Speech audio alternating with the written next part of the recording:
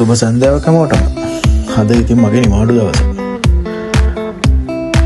මේකේ මම කල්පනා කරා මොනවා හරි ස්පෙෂල් දෙයක් කන්න ඕනයි කියලා රැට. ටක් ගාලා ඉතින් මතක් වුණේ නැන්දම්මව. නැන්දම්මත් ඉන්නේ එකේ මොනවා හරි දෙයක් මං කිව්වොත් කරලා දෙනවනේ. පේනවනේ. ස්පෙෂල් දෙයක් හදලා දෙන්න කියලා කියන්නේ යනකොටම එයා ලෑස්ති කරලා ඉවරයි.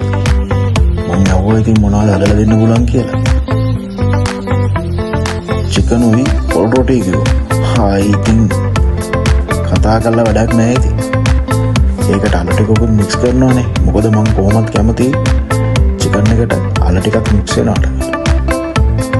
ඉතින් කියන්නත් කලින් නැන්දම්මා වැඩේ පටන් අරගෙන තිබ්බේ.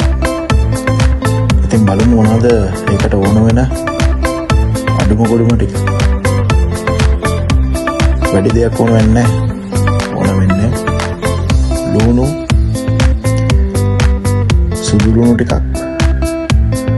ඉඟුරු ටිකක්, කොච්චි මම ඉස්සරට ගන්න ආස කෙනානේ, රම්පේ කරපිංචා, තක්කාලි, ඒකෙම වේලපො මිරිස්,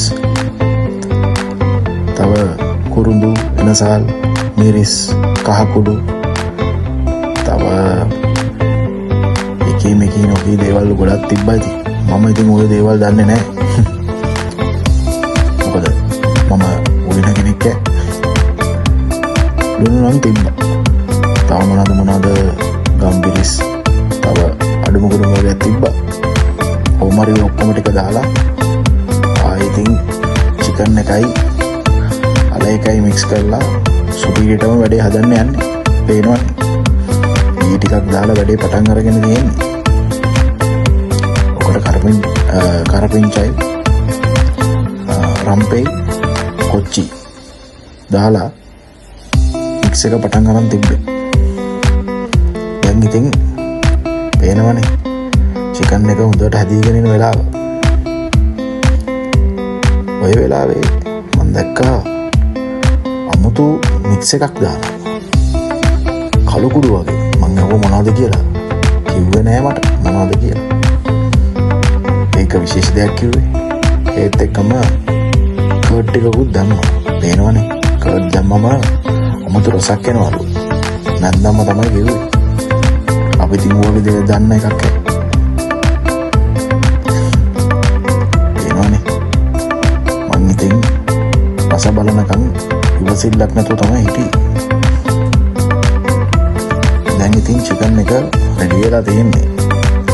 තාම ඉතින් රොටි එක හදන ගමන් මං ඉතින් ලෑස්ති වෙලා හිටියා රොටි එකයි චිකන් එකයි මේසෙට එනකම්. ඔන්න ඉතින් රෙඩි වෙලා චිකන් එක මේසෙට ඇවිල්ලා තියෙන්නේ. දැන් ඉතින් තියෙන්නේ චිකන් එකටයි රොටි වලටයි වග කියන්න. මම ඉතින් ටක් ගාලා චිකන් ටිකක් දාගෙන රොටි ටිකුත් අරගෙන වග කියන්න ලෑස්ති වුණා. පේනවනේ. ඉතින් කතා කරලා වැඩක් නැහැ ඉතින්. මේකේ රස ඉතින් උපරිමයි. පේනවනේ. ඒකටම යන පොල් රොටි. ඉතින් කතා කරලා වැඩක් නැහැ. ඕගොල්ලෝ try කරලා බලන්න. නිවාඩුවට. ගෙදරින් නැන්දම පොඩ්ඩක් කිව්වත් ප්‍රශ්නයක් නැහැ.